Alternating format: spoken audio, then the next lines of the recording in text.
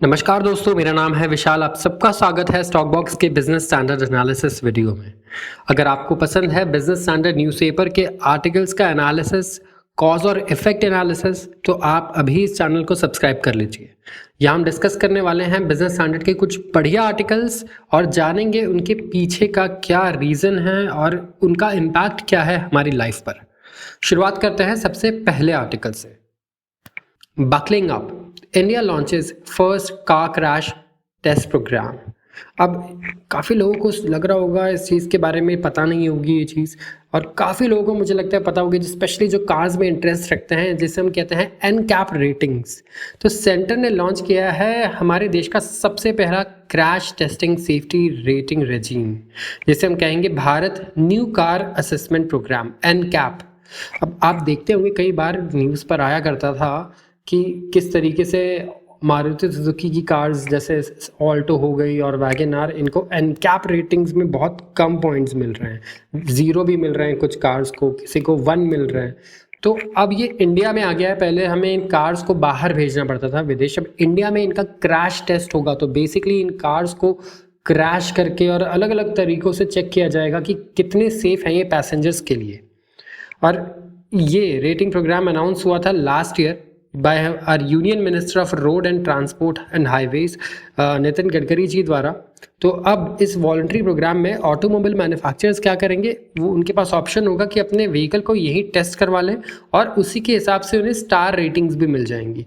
तो जैसे 5 star ratings होती है, जो बेस्ट रेटिंग मानते हैं हम, जिसे सबसे सेफ गाड़ियों के लिए, तो उनके अलग अलग टाइप के टेस्ट होते हैं। जैसे यूरोपियन टेस्ट होते हैं जहाँ पर हमें काफ़ी कम पॉइंट्स मिला करते थे कुछ कार्स को, वहीं टाटा की कार्स को बहुत ही अच्छे पॉइंट्स भी मिला करते थे इन सेफ्टी रेटिंग्स में। तो काफ़ी कंट्रोवर्शियल भी रहा है ये अगर देखा जाए तो लेट्स सी क्या होता है आगे, किस तरीके से अब जो नए रिजल्ट्स आते हैं कैसे होते हैं वो अलग अलग कार्स के। और साथ ही ये भी देखना होगा कि क्या हमारा जो फ्रेमवर्क होगा क्रैश टेस्ट करने का, क्या ये यूरोपियन जैसा ही होगा या अलग चीज़ें होंगी यहाँ पर। तो लेट्स सी आगे क्या डेवलपमेंट्स आते हैं यहाँ पर।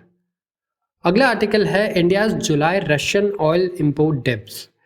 इंडिया का जो जुलाई का रशियन ऑयल इम्पोर्ट है ये हो गया पहले से कम। अब रशियन ऑयल ये एक ऐसा टर्म है जो काफ़ी लोगों के कान खड़े कर देगा अगर आप देखें इंटरनेशनल पॉलिटिक्स में।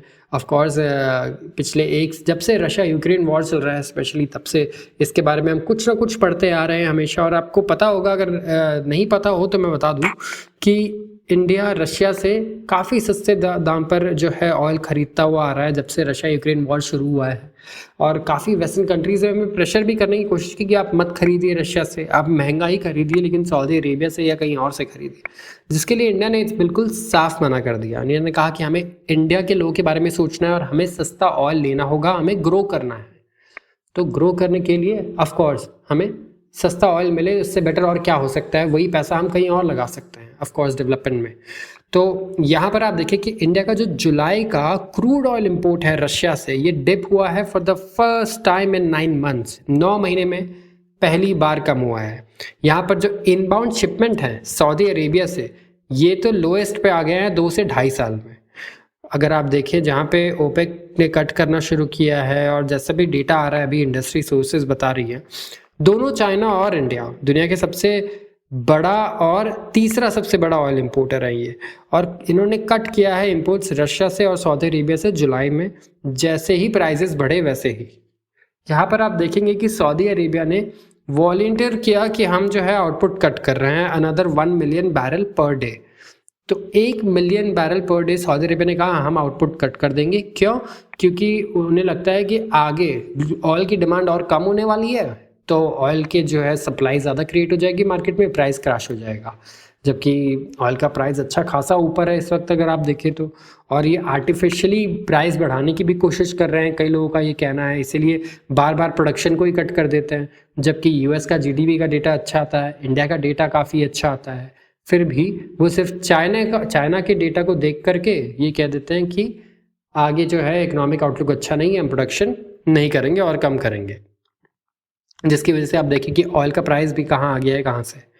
यहाँ पर आप देखें कि इस वक्त इंडिया का जो ओवरऑल इंपोर्ट है ये डिक्लाइन हुआ है 5.2% जून से to 4.4 million barrels per day oil in July.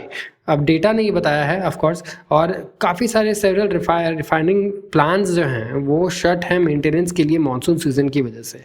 Russian oil imports भी डिक्लाइन हुए 5.7% टू 1.85 मिलियन पर बैरल्स पर डे।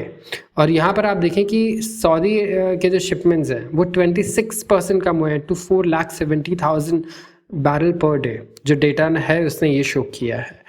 तो यहाँ पर ऑफकोर्स अब रीज़न बताया जा रहा है कि क्योंकि मानसून का सीज़न में अभी मेंटेनेंस चल रहा है कुछ, तो यहाँ पर इसीलिए भी एक रीज़न ये भी है कि हम इम्पोर्ट नहीं कर रहे हैं और शायद फर्दर डिक्लाइन भी हो, क्योंकि हमारे जो प्लान्स हैं उनका मेंटेनेंस चल रहा है। यहाँ पर आप देखें कि जो रशियन क्रूड प्राइसेस हैं वो $60 पर बैरल की सीलिंग जो इम्पोज की गई है उससे ऊपर है इस वक्त, उससे ऊपर ही ट्रेड कर रहा है।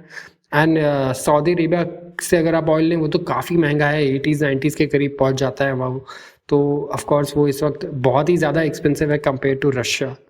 रशिया ऑयल सप्लाई में अगर आप देखें तो टॉप पे रहा है इंडिया के लिए अभी जुलाई में, और इसके पहले भी 9 महीनों से मुझे लगता है वो नंबर 1 ऑयल सप्लायर है इंडिया के लिए।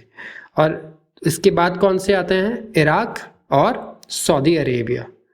तो यहाँ पर आप देखिए कि ये रीज़न है। तो इसमें देखिए कुछ लोगों के लिए, अब जिनको अच्छी नॉलेज है वो हो सकता है ये आर्टिकल का टाइटल पढ़ के डर भी जाए, क्योंकि अगर आप ये देखिए कि इंडिया अगर ओवरऑल ऑयल कम इंपोर्ट करे तो बिल्कुल भी अच्छी न्यूज़ नहीं होगी इंडिया के लिए, किसी भी कंट्री के लिए।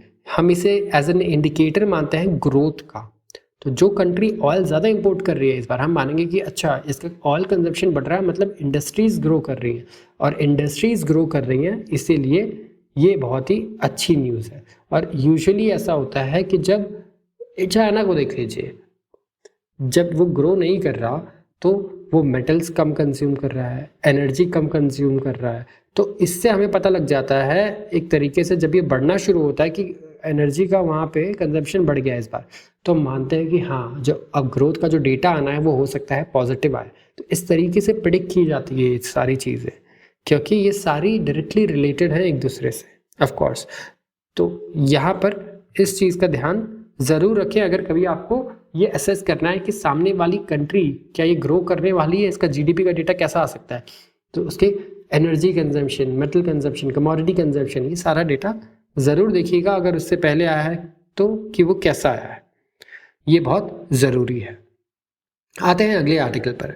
S&P downgrades multiple US banks on liquidity woes, the agency's moves will make borrowing costlier for ailing banking sector. S&P global, standards and Poor's global rating agency है, बहुत ही फेमस है, आप सबको पता होना चाहिए इसके बारे में अगर मैं सही कहूँ, और नहीं पता तो ज़रूर पढ़िए इसके बारे में, ठीक है।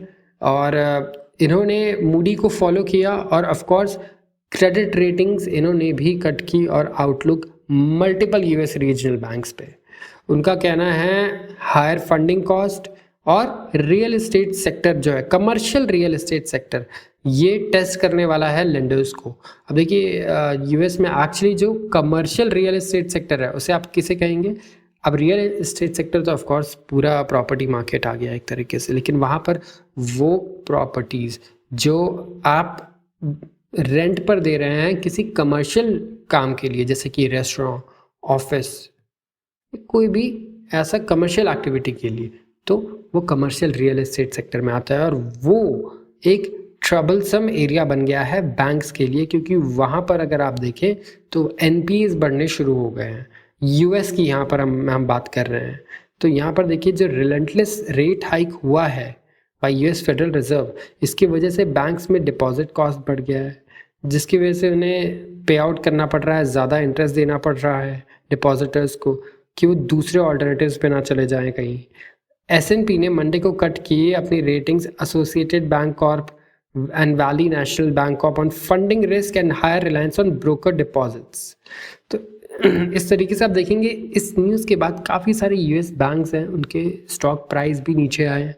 ऑफ कोर्स ये तो बहुत ही नेचुरल रिएक्शन है अगर आप देखें कि अगर इस तरीके की नेगेटिव रिपोर्ट्स आती हैं या फिर रेटिंग्स कट की जाती हैं तो यूजुअली यही देखा जाता है कि जो स्टॉक प्राइसेस हैं वो नीचे आते हैं। अब रेटिंग कट करने का मतलब यहाँ पर क्या है, आई होप कि समझ रहे होंगे आप।